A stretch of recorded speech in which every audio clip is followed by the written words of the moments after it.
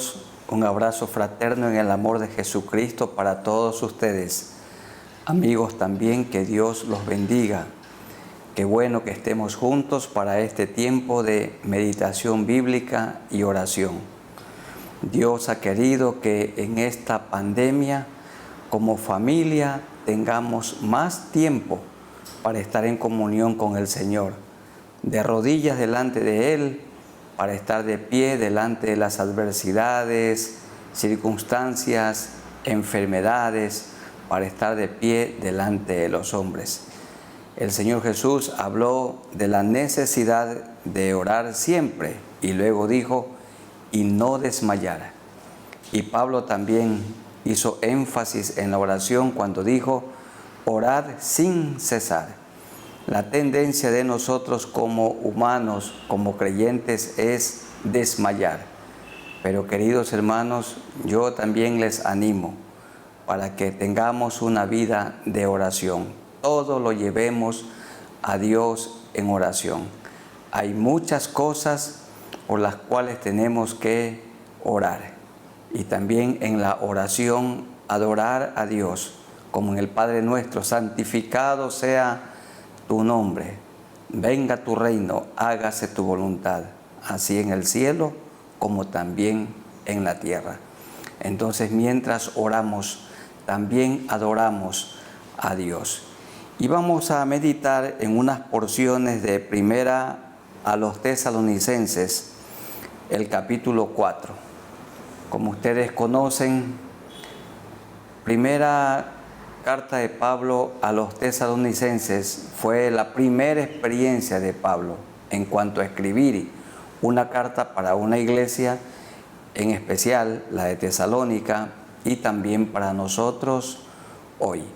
No hay en esta carta palabras de reproche contra la iglesia tesalónica, como sí hay muchas en Primera de los Corintios, también Filipenses, también Colosenses, también Gálatas.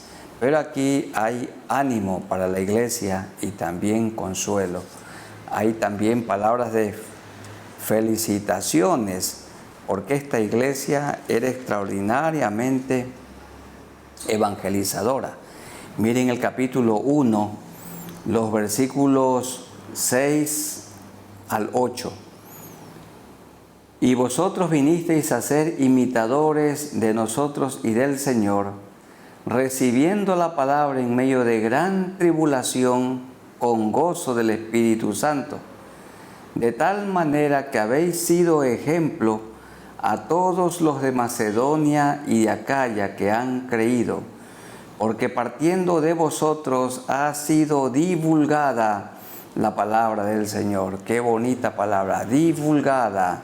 A veces se divulga lo malo, pero en Tesalónica o desde Tesalónica se divulgó el Evangelio, no solo en Macedonia y Acaya, sino que también en todo lugar vuestra fe en Dios se ha extendido, de modo que nosotros no tenemos necesidad de hablar nada, porque ellos mismos cuentan de nosotros la manera en que nos recibisteis y cómo os convertisteis de los ídolos a Dios para servir al Dios vivo y verdadero y esperar de los cielos a su Hijo, al cual resucitó de los muertos, a Jesús, quien nos libra de la ira venidera. La iglesia tesalónica era una iglesia que evangelizaba. Cada creyente era un testigo y esta iglesia se multiplicó. Mucha gente dejó de seguir a Satanás y comenzaron a seguir a Jesucristo. Se hicieron discípulos de Cristo. Su vida cambió porque el mundo conforma, pero Cristo transforma. La sangre de Cristo, el Hijo de Dios, derramada en la cruz, nos ha limpiado de todo pecado y de toda maldad. Y queridos amigos, también la sangre de Cristo los puede limpiar a ustedes de todo pecado y de toda maldad. Y este es el Evangelio que los hermanos de Tesalónica, los tesalonicenses, predicaban por toda la provincia de Macedonia y Acaya, una provincia romana, y aún más allá de la provincia, el Evangelio se había extendido. El contexto de la primera carta de Pablo a los tesalonicenses tiene que ver con la esperanza en la segunda venida de Cristo. Y ahora sí, nosotros quizás seamos la generación que vea, que experimente, que recibamos la venida del Señor. No lo sabemos, pero su palabra se ha cumplido y el escenario está preparado para la venida del Señor y también para la aparición del último líder gentil que gobernará este mundo caído, este mundo perverso. En ese contexto de esperar la segunda venida de Cristo y vivir en santidad, aquí Pablo como que responde a una pregunta en el capítulo 4.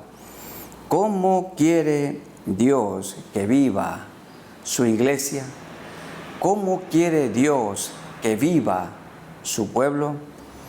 Y vamos a responder a esa pregunta. ¿Cómo quiere que viva Dios su pueblo, su iglesia? ¿Cómo quiere Dios que viva usted, su familia? ¿Cómo quiere Dios que yo viva? Bueno, Él quiere que vivamos una vida que le agrade. Bien tiene la Reina Valera el título allí, la vida que agrada a Dios. Leamos los primeros versículos. Por lo demás, dice Pablo 4:1, hermanos, os rogamos y exhortamos en el Señor Jesús, que de la manera que aprendisteis de nosotros, cómo os conviene conduciros y agradar a Dios, así abundéis más y más. Aquí está diciendo Pablo que los hermanos de Tesalónica tenían una buena conducta, pero les está animando porque aún podían mejorar. Mientras vivamos en esta tierra, no vamos a alcanzar la perfección.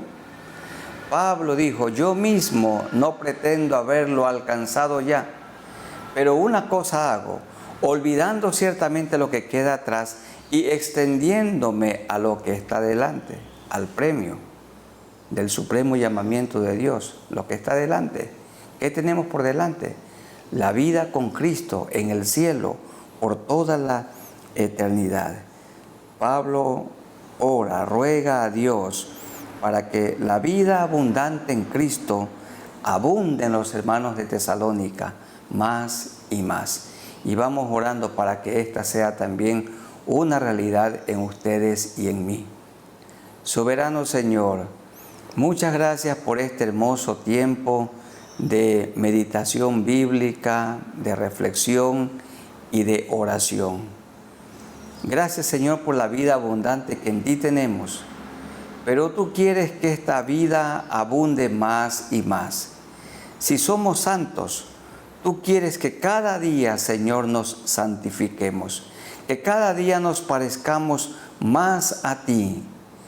Ayúdanos, Señor, en estos días a vivir preparados, porque la venida del Señor Jesucristo, su segundo regreso, está muy cerca.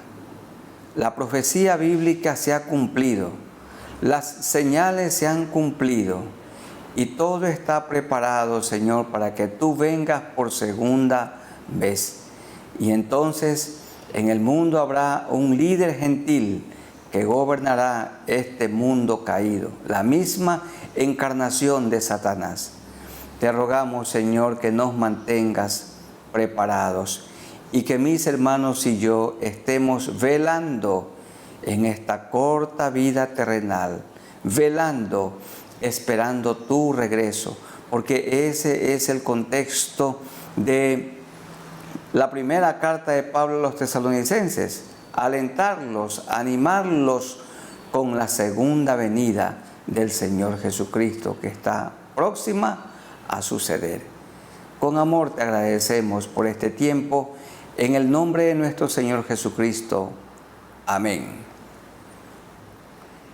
La vida que agrada a Dios Sigamos leyendo desde el verso 2 hasta el 6 del capítulo 4. Porque ya sabéis qué instrucciones. Instrucción es un término o una palabra militar que tiene que ver con orden, tiene que ver con obediencia, tiene que ver con normas, con reglamentos. Ya sabéis qué instrucciones os dimos por el Señor Jesús. Pues la voluntad de Dios, le dice Pablo a los hermanos de Tesalónica y a nosotros, la voluntad de Dios es vuestra santificación, que os apartéis de fornicación. Expliquemos la palabra fornicación. En el griego se lee porneia, de ahí viene la palabra pornografía. Porneia es cualquier inmoralidad sexual. Cuando aquí el Espíritu del Señor nos dice que nos apartemos de fornicación, lo que está diciendo es que nos apartemos, los que somos casados, de la infidelidad conyugal, que nos apartemos del adulterio. Los jóvenes solteros que se aparten de la fornicación implica que se guarden en pureza y vírgenes hasta el matrimonio. Que os apartéis de fornicación, apártense de la pornografía, apártense de estas películas que corrompen la mente, apártense de la masturbación. Apartarse de fornicación es apartarse de toda clase, todo tipo de inmoralidad sexual. Y sigue explicando Pablo en el verso 4 que cada uno de vosotros, que cada hombre en la iglesia sepa tener su propia esposa en santidad y honor. Porque ustedes conocen cuánto degrada el adulterio. El adulterio mancha el honor. Si un hombre, un creyente, está mirando pornografía y en algún momento la esposa se entera, se da cuenta, y sus hijos también, le quita el honor.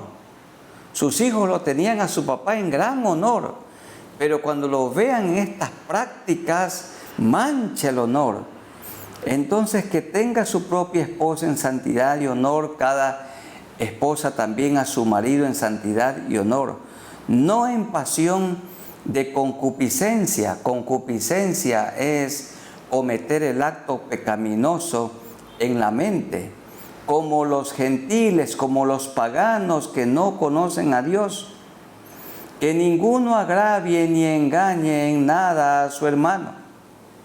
Un hombre que se acuesta con la mujer ajena comete adulterio, pero está también cometiendo agravio, ofensa contra el esposo de esa mujer. Que ninguno agravie ni engañe en nada a su hermano. Miren, queridos jóvenes, ustedes que son solteros, cuando un joven tiene intimidad con una chica, entonces le roba el honor. Y esa chica se unirá algún momento con un hombre que ya no será su primer compañero íntimo.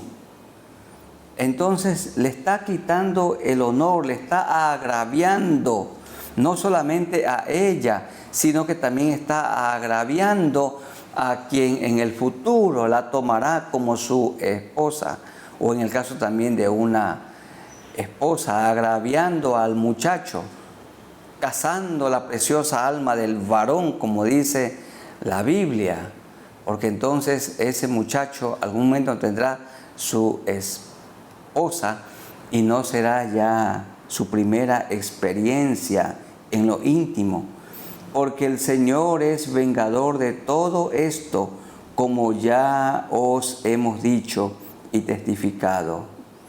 El que fornica defrauda a su futura familia.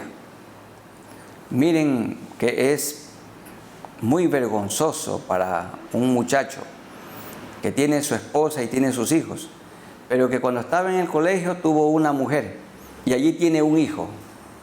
Entonces afrenta a su futura familia, Por esta razón Dios ordena, Dios instruye por medio de Pablo y dice que cada joven se mantenga en pureza y en virginidad hasta que puedan unirse en matrimonio.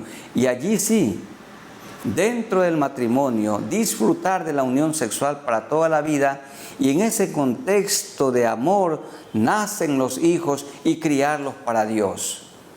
Leamos lo que dice Proverbios 6, 32 y 33. Yo les ruego, hermanos, que busquen, porque este es un versículo muy importante. 2 versículos.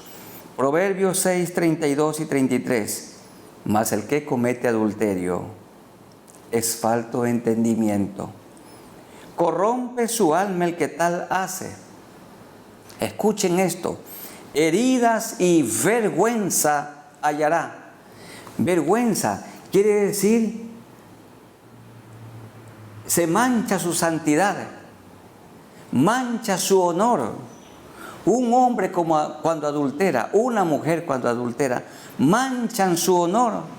Un joven cuando fornica, mancha su honor.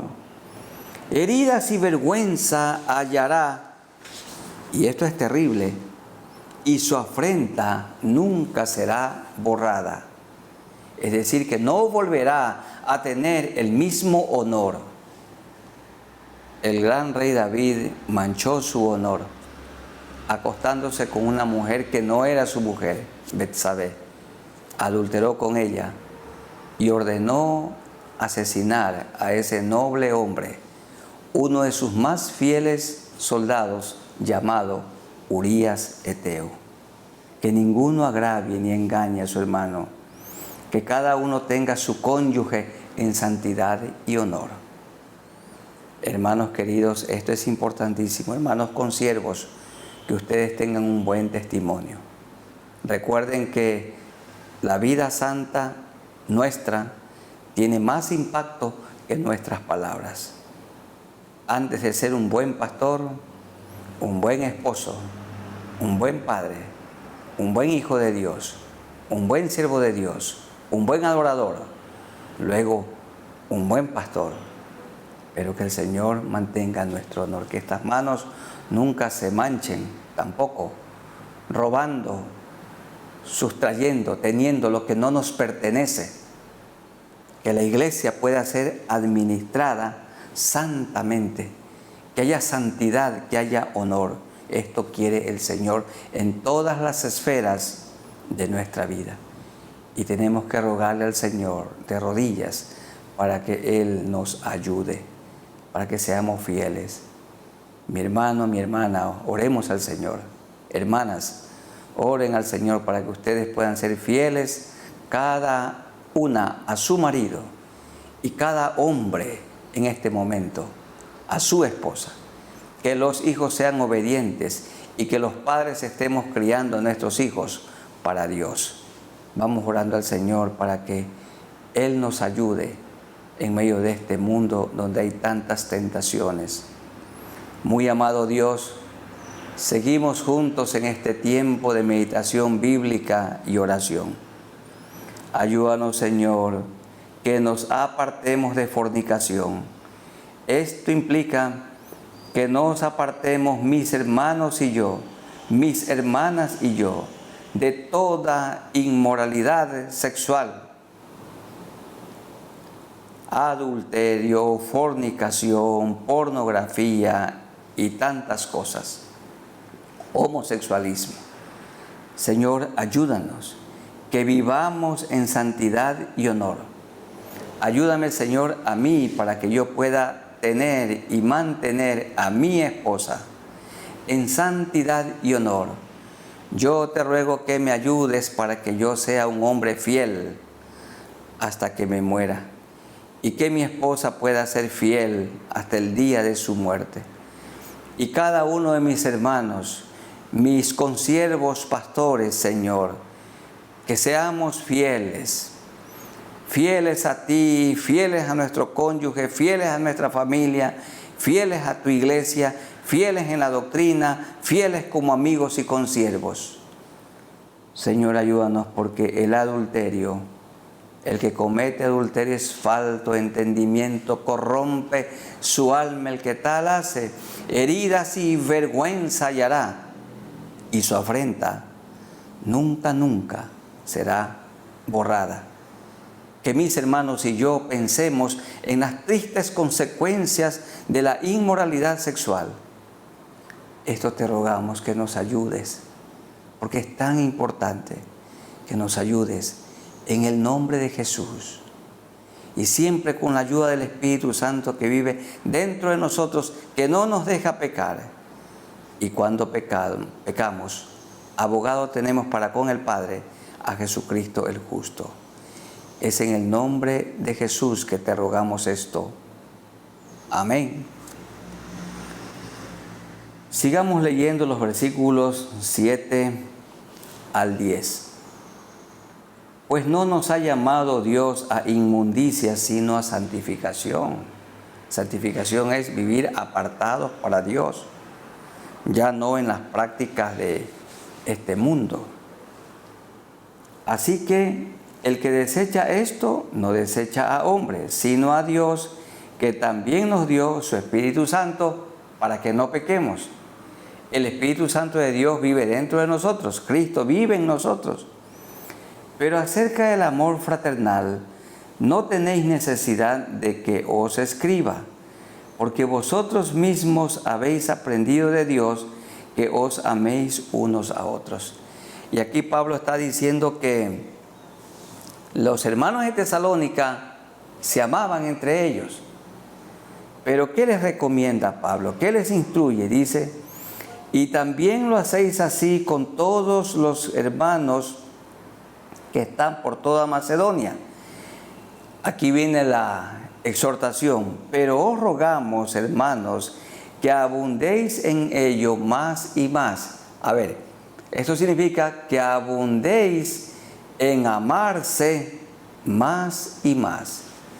Si amamos a nuestra esposa, que la amemos aún más. Si amamos a nuestros hermanos, que los amemos más. Si amamos a nuestros enemigos, los que se han hecho adversarios por causa del Evangelio, los que nos calumnian, entonces que los amemos aún más, con el amor ágape, que es el amor de Dios, el amor que es sufrido, que es benigno. Esta clase de amor que no tiene envidia, que no se envanece. El amor de Dios que no hace nada indebido.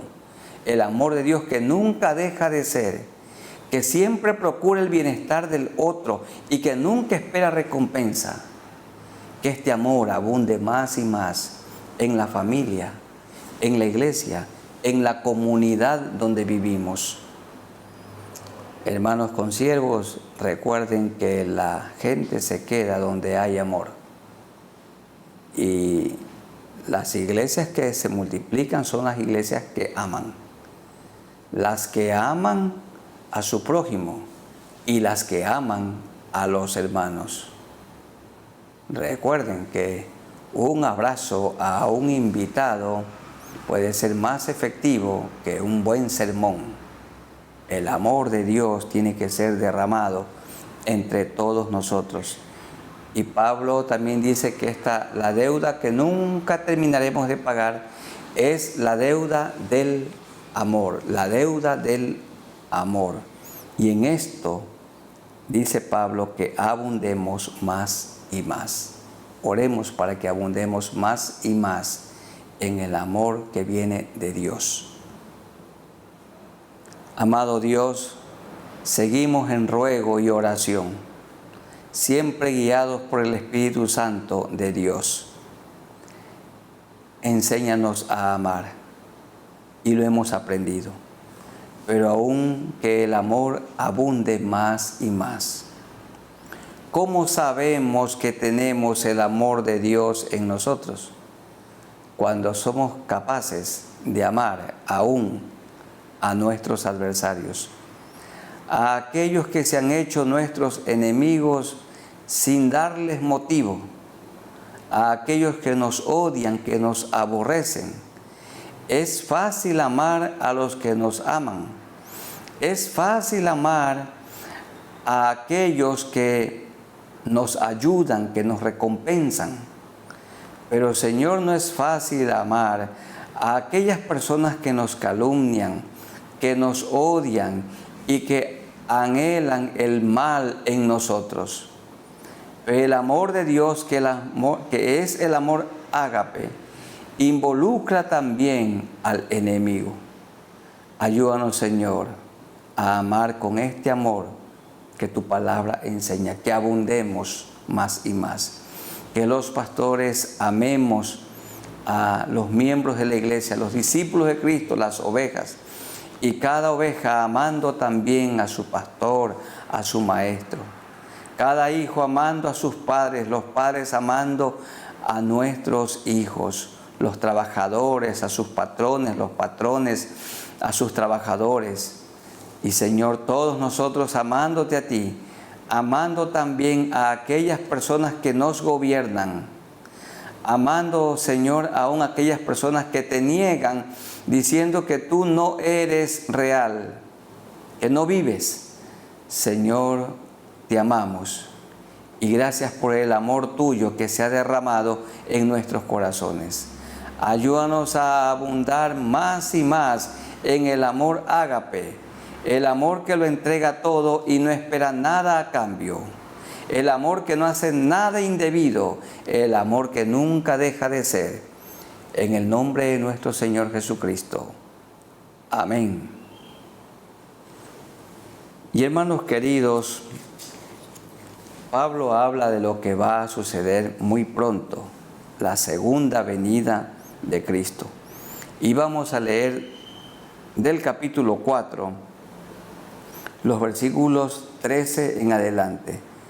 Tampoco queremos, hermanos, que ignoréis acerca de los que duermen, para que no os entristezcáis como los otros. ¿Quiénes son los otros? La gente que está perdida, que no conoce a Dios o no lo conocen todavía, como los otros que no tienen esperanza. Porque hay dos grupos de personas, los salvos y los condenados. Nosotros también estábamos perdidos, pero un día vinimos a Cristo y Él nos perdonó. Cristo nos buscó y nosotros le confesamos nuestros pecados. Él nos limpió, pero hay otros que continúan perdidos y son la mayoría. Porque si creemos que Jesús murió y resucitó, como ciertísimamente sucedió, así también traerá Dios con Jesús a los que durmieron con Él. Traerá con Él.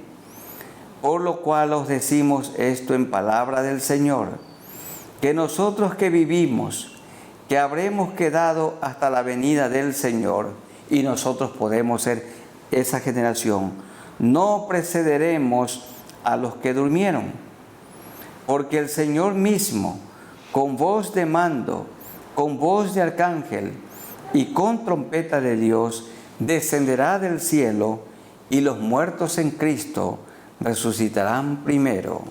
Luego nosotros los que vivimos, los que hayamos quedado, seremos arrebatados juntamente con ellos en las nubes para recibir al Señor en el aire, y así estaremos siempre con el Señor. Por tanto, alentaos los unos a los otros con estas palabras. El Señor prometió regresar. Él viene pronto por segunda vez y se oirá la trompeta. Y los muertos en Cristo resucitarán primero para estar delante del Señor. Él viene entonces primero por su iglesia. Antes de ese periodo horrible, la llamada última semana de Daniel, la última semana de Daniel, 7 años antes de la gran tribulación, el Señor vendrá por su iglesia. Los muertos en Cristo resucitarán primero con un cuerpo inmortal, con un cuerpo glorificado. Luego nosotros, si estamos con vida, también seremos transformados y arrebatados para estar con el Señor. Y cuando termine este periodo horrible de gran tribulación aquí en la tierra, del que habla también Apocalipsis capítulo 13, el Señor regresará con su iglesia para implantar este reino de paz de 1000 años. El Señor estará con nosotros aquí en la tierra y luego estaremos con Él por la eternidad en la Nueva Jerusalén, que está preparada como una esposa para su marido.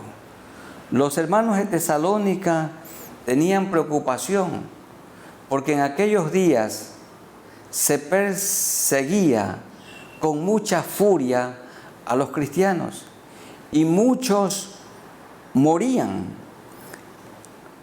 El Imperio Romano sacrificó muchos cristianos.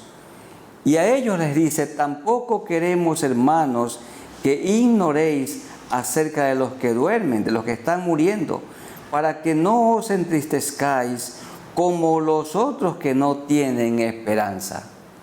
Y Pablo les da esperanza, diciéndoles: miren, ciertamente fruto de esta persecución o de enfermedad o muerte natural, los creyentes mueren, pero resucitaremos para estar con el Señor, con un cuerpo glorificado. Y nosotros, si estamos con vida, seremos transformados y también arrebatados para estar con Él.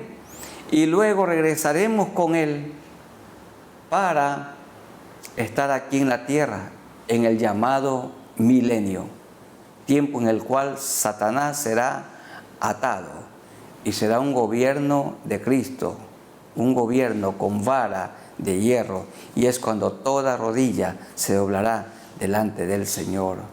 Vivimos entonces con esta esperanza. Hermanos queridos, las profecías se han cumplido y todo el escenario está preparado para la venida del Señor, y también el escenario se está preparando para la aparición de un gobierno mundial. Hoy ya los países no son tan soberanos que digamos, porque hay un gobierno fuera de cada país que está gobernando el mundo, y ustedes lo saben muy bien. Entonces, hay un sistema, hay una estructura mundial que gobierna. Y bueno, todo esto se está cumpliendo porque el Señor dice que llegará el día, en los días de tribulación y de gran tribulación, cuando nadie podrá ni comprar ni vender, sino solamente los que tengan la marca en su frente o en su mano derecha. Y nosotros estamos marcados con el Espíritu Santo de Dios, y Satanás también sellará a los suyos con el número 666. Pero para este tiempo el Señor habrá levantado a su iglesia, como bien lo dice el Señor por medio de Pablo en el capítulo 1, los versículos 10, y esperar de los cielos a su Hijo, al cual resucitó de los muertos, a Jesús, quien nos libra de la ira venidera. Y la ira venidera tiene que ver con la gran tribulación y tiene que ver también con la perdición eterna, el eterno castigo en el lago de fuego que arde con azufre. Entonces vamos orando al Señor para que Él nos mantenga fieles en medio de este mundo caído en el que vivimos, este mundo que le ha dado la espalda a Dios, pero que sigamos predicando el Evangelio de salvación.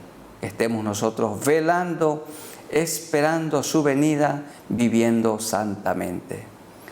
Soberano Señor, muchas gracias te damos por este momento especial de oración. Gracias porque tú prometiste regresar y te estamos esperando. Ayúdanos, Señor, para que estemos viviendo santamente, obedeciendo tu palabra, predicando el Evangelio del reino, que estemos velando en oración, velando en la predicación, velando, Señor, en la adoración a ti, porque tú vienes. Se oirá la trompeta, y la trompeta la oirán o la oiremos los que tenemos afinado el oído para oír la voz de Dios, la voz del buen pastor, Y entonces los muertos en Cristo resucitarán primero.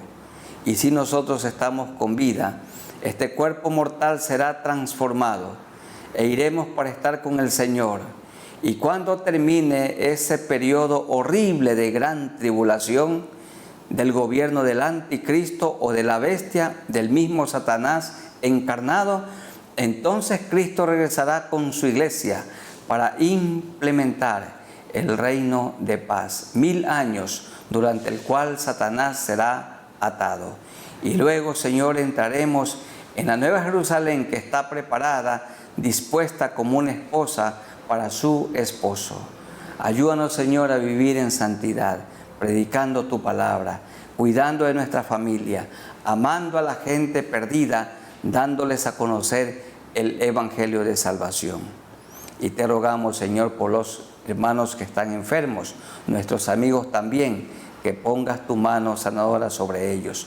Oramos por los que no tienen trabajo, para que tú les concedas, Señor, una fuente de ingresos económicos. Aquellos que están ahogados con sus deudas, que pronto puedan tener tranquilidad económica, libertad financiera, Señor. Esto te rogamos en el nombre de nuestro Señor Jesucristo. Amén. Y el último pasaje, hermanos, el capítulo 4, vamos a leer los versículos 11 y 12. 11 y 12. Dice primera a los Tesalonicenses 4, 11 y 12, y que procuréis tener tranquilidad en este tiempo del fin, y ocuparos de vuestros negocios, y trabajar con vuestras manos de la manera que os hemos mandado, a fin de que os conduzcáis honradamente para con los de afuera, y no tengáis necesidad de nada. El pueblo de Dios es un pueblo esforzado. Mucho enseña la Biblia en Proverbios acerca del trabajo. Dice, la mano diligente será próspera, pero la negligente vivirá en pobreza. ¿Has visto hombre solícito en su trabajo? Delante de los reyes estará, no estará entre los de poca estima. El hombre diligente. Ve a la hormiga, oh perezoso, mira su andar, mira su caminar, la cual no teniendo rey, ni señor, ni director, prepara su comida en el verano para el tiempo del invierno. Dice, si sigues siendo perezoso, vendrá tu pobreza como caminante armado. Entonces, la pobreza, en muchísimos casos, es el resultado de la pereza. Y el pueblo de Dios, los que hemos sido lavados por la sangre de Cristo, tenemos que ser esforzados. Hermanos, ocúpense cada uno de ustedes en sus trabajos, en sus profesiones, en sus negocios, en su arte, en sus negocios y trabajos, y trabajen con sus manos. En el tiempo, en el contexto en el que Pablo escribe esto entre los griegos, era una ofensa, una vergüenza hacer labores manuales. Pero dice aquí Pablo, y trabajar con vuestras manos de la manera que os hemos mandado, a fin de que os conduzcáis honradamente para con los de afuera y no tengáis necesidad de nada. Es vergonzoso para una familia tener que prestar dinero. Es vergonzoso y produce intranquilidad, porque los acreedores vienen a la casa para estar insistiendo, llamando, o por el teléfono insistiendo para que pague la deuda. Y los bancos también persiguen al deudor y lo ahogan para que pague. Y el Señor quiere que vivamos con tranquilidad. La persona endeudada, y más quien tiene deudas morosas, deudas vencidas, no puede vivir en paz. No tiene su alma reposo. Y el Señor dice, procuren vivir con tranquilidad. Tengan tranquilidad. ¿Cómo? Ocupándose de su trabajo, de sus negocios, de sus empleos, de sus oficios, del arte que Dios les ha dado. Y seamos buenos administradores. Recuerden, más sabiduría se necesita para gastar el dinero que para ganarlo. Donde mucha gente se empobrece en el gasto. Que hagamos un presupuesto y que no gastemos más de lo que necesitamos. Y al hacer el presupuesto, hermanos queridos, ¿quieren ustedes que Dios les bendiga? Primero la parte de Dios. Como Jesús lo dijo, denle a César la parte de César y a Dios la parte de Dios. De todo lo que el Señor nos ha dado, su parte, la parte para Él. Y Él nos deja el 90%, 10% hay que devolverle y nos deja el 90% para que lo gastemos con acciones de gracias, lo gastemos bajo un presupuesto. Y a los que hemos hecho esto toda la vida, nunca nos ha faltado nada. Esto también les hemos enseñado a nuestros hijos, darles siempre la parte de Dios, porque el Señor ama y también bendice al dador alegre. Oremos al Señor para que nos ocupemos cada uno de nuestras tareas, de nuestras responsabilidades y no seamos negligentes, no seamos perezosos. En el nombre de Jesús. Muy amado Dios, ayúdanos, que seamos diligentes, preocupados, abnegados, persistentes en nuestro trabajo. Que no seamos perezosos. Pablo dice, yo mismo golpeo mi cuerpo. No sea que habiendo sido un heraldo, me convierta en un villano. Ayúdanos, Señor, que seamos abnegados, trabajadores, muy responsables. Que cada hermano se ocupe de su profesión, de sus negocios, y que seamos buenos administradores.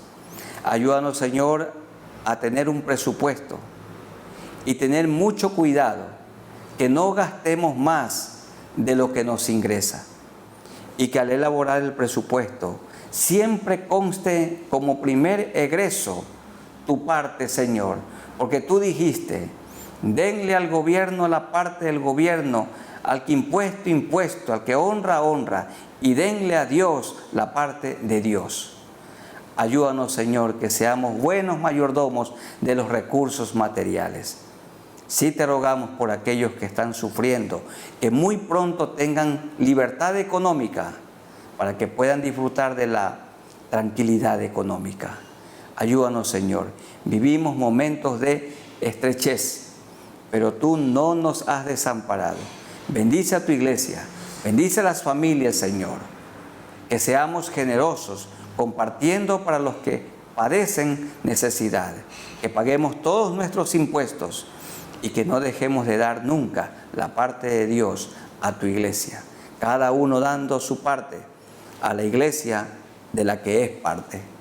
En el nombre de nuestro Señor Jesucristo te rogamos todo esto. Amén. Amada iglesia del Señor, que Dios los bendiga. Amigos también, el Señor los bendiga. Sigamos con la mirada en Jesús, velando, porque Él puede venir esta noche. No lo sabemos, pero estemos preparados, viviendo en santidad y honor, en santidad y honor, una vida agradable delante de Él y una vida limpia delante de los hombres. En Jesucristo nuestro Salvador. Amén.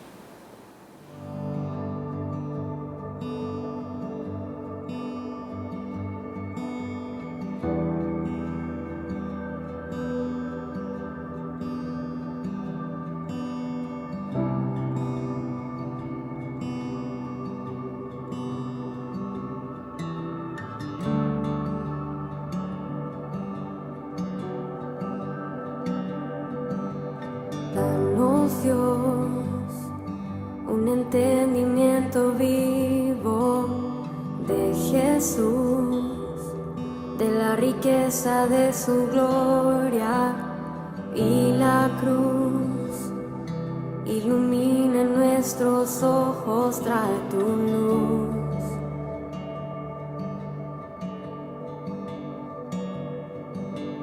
Danos, Dios, un entendimiento vivo de Jesús, de la riqueza de su gloria y la cruz. Ilumina nuestros ojos, trae tu luz.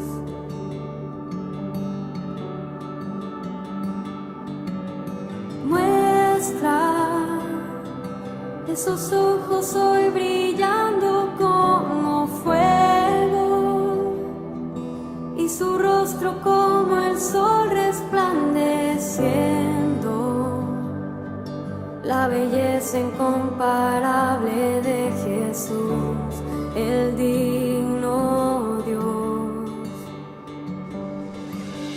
Muestra esa voz que como estruendo hoy resuena y la santidad que es su vestimenta, la temible hermosura de Jesús, el digno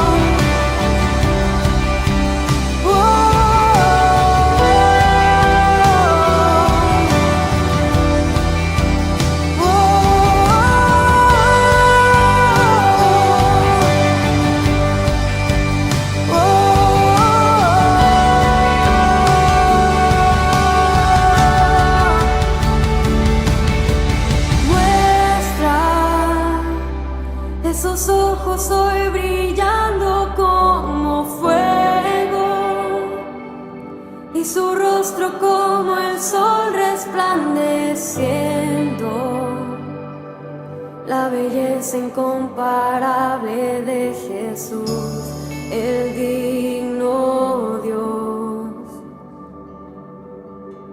Muestra esa voz que como estruendo hoy resuena, y la santidad que es su vestimenta,